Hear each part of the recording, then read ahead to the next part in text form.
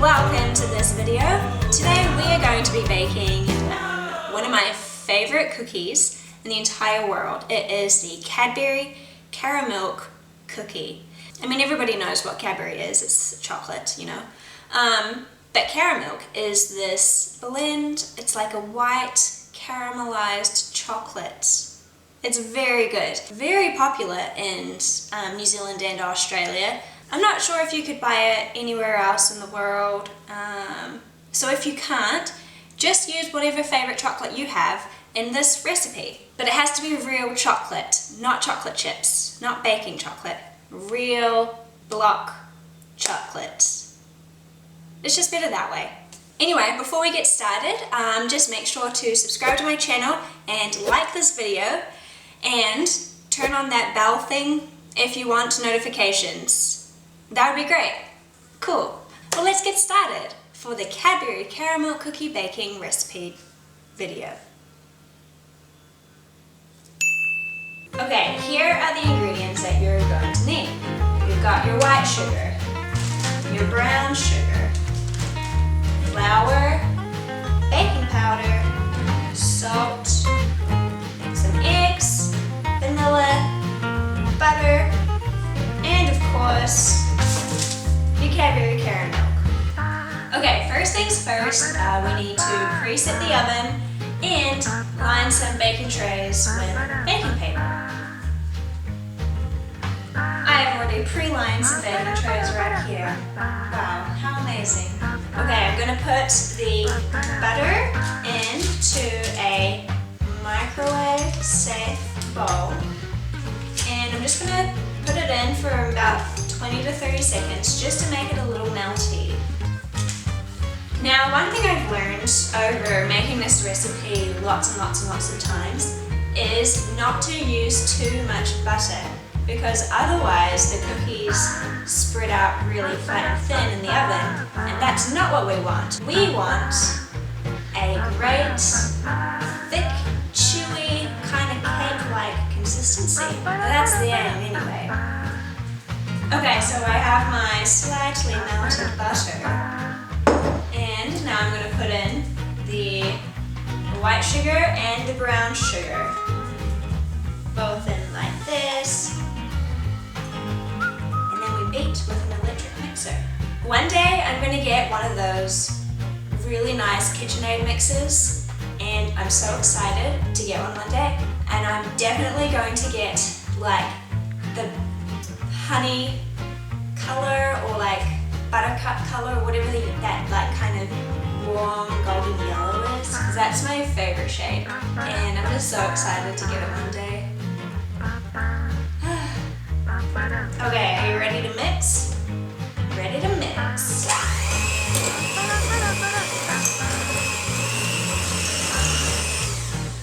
Okay, I think that looks pretty good. Don't you agree? Cool. Okay. Once that's all mixed, then we do the eggs. This recipe calls for 2 eggs. I don't understand how people can do this one-handed. I'm sure it takes a lot of practice, but I get messy with using 2 hands. That's the compost, by the way, because we got to compost all of our leftover foods. Make sure the egg shell gets in it. Perfect. Fun fact, but did you know that in New Zealand, which is where I live, which is where I'm from, we don't have to refrigerate eggs. And it's because the eggs come with some type of like, I don't know, protectants on it or whatever. And it like keeps the eggs safe or keeps the eggs from spoiling. But in America, the eggs get washed, and so that protective layer gets taken off, which means that the eggs are more susceptible to being spoiled or to rotting. And I didn't know this, and so when I lived in America, I bought a carton of eggs, like the first time I ever bought a carton of eggs, and I just put them on my shelf because that's normal, right? To not put them in the refrigerator. So I put them on my shelf, and you know, after a week or two, like this really weird bad smell started to come, and I had no idea what it was because I just thought it was my bread, and I looked at my bread, it was fine, but I threw it out anyway. I threw some of my other food out. I was like, surely it's not the eggs. Anyway, maybe another week went by. It was probably about 3 weeks total. And I started to get a lot of those fruit flies, and I was like, oh, that's so gross. What's going on? I opened up my egg carton, and it smells horrific. And that's how I found out that you don't refrigerate eggs in New Zealand because it has a protective layer around the egg, but in America it all gets washed off, and so you have to refrigerate them. Who would have known? Now we put in the vanilla.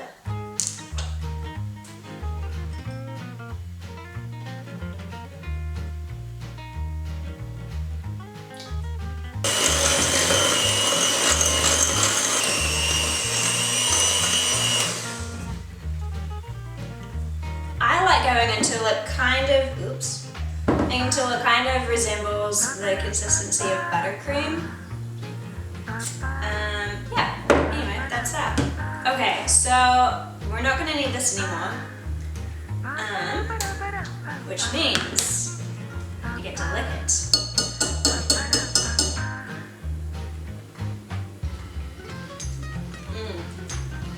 That is some very good mix of sugar. I like to clean as I go because that means that at the end, everything's already clean and you don't have to do anything. So, into the dishwasher. Okay, I'm gonna put in the flour.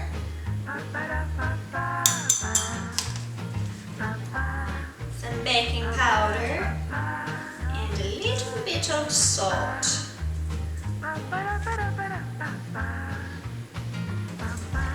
Okay, now we've got my wooden spoon,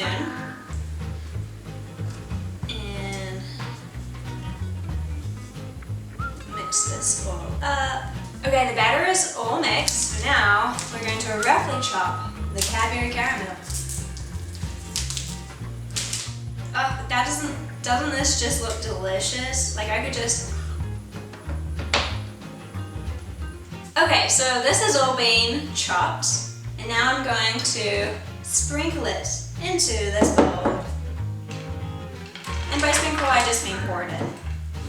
And mix it up.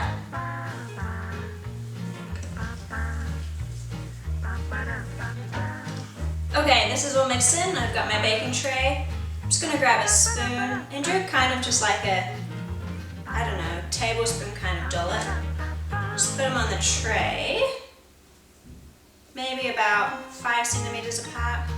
What is that, 2 inches, you know?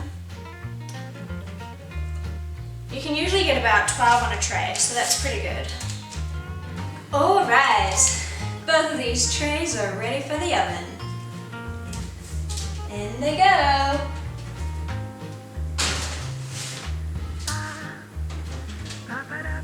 Hey Google, set timer for 10 minutes. They are ready to come out of the oven. Whoa. Look at this. Delicious.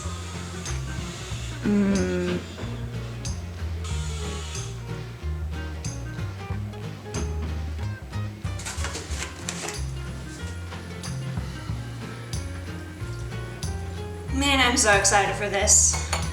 Are you ready? Cheers!